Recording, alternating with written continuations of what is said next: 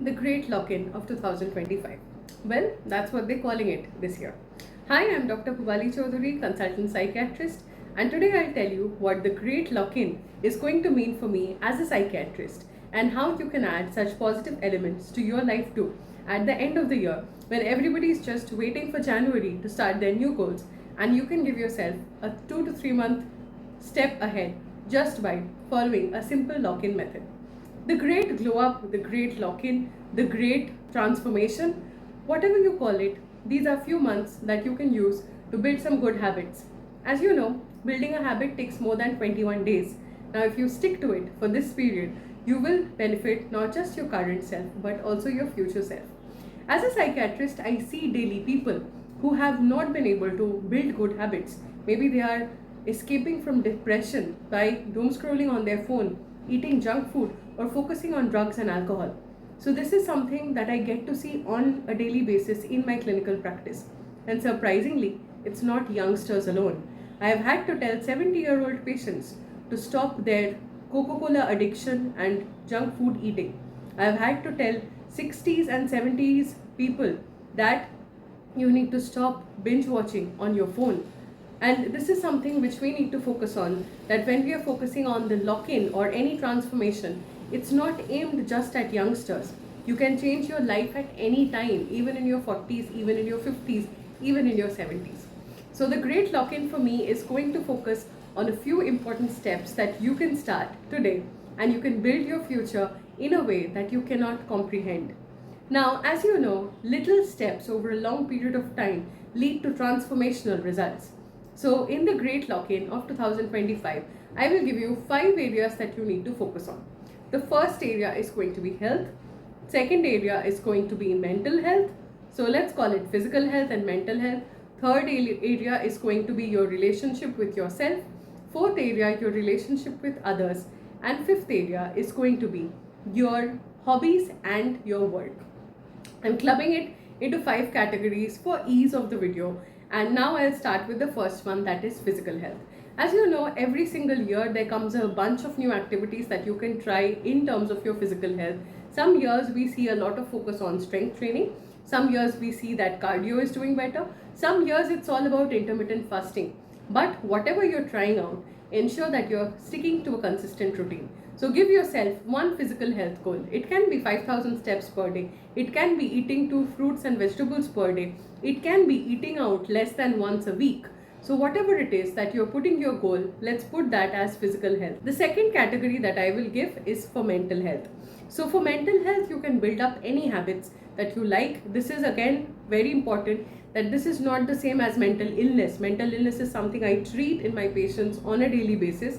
Mental health positive goal can only work when you're doing mentally well. If you're not doing mentally well, definitely check out the description box for details as to how you can get a consultation. If you are doing mentally well, so build on some positive mental health habits.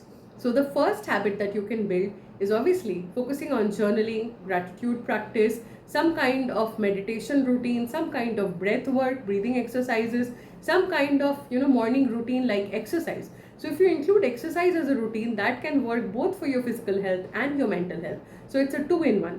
So if you're a busy person, I would definitely suggest adding exercise to your routine. Now let's come to the third one, that is your relationship with yourself. I always believe that the relationship you have with yourself is the underlying factor that determines what relationship you have with everyone else around you. So when it comes to relationship with yourself, do one thing that makes yourself happy.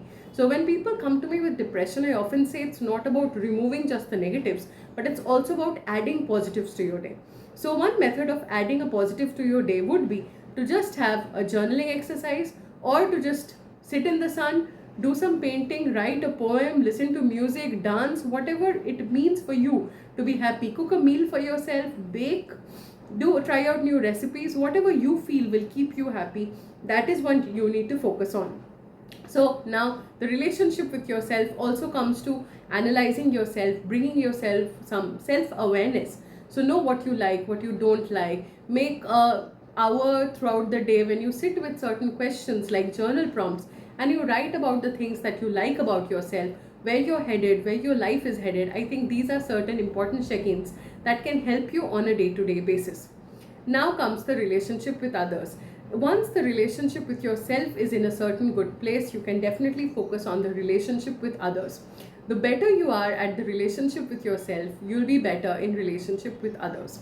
So in the relationship with others, what we'll focus on mostly is to focus on mutual respect, setting boundaries, knowing which relationships are draining you, and if possible, to set those relationships on the side and focus on positive relationships, the people in your life that bring you joy, motivation, encouragement. I think those are the most important people to keep around you.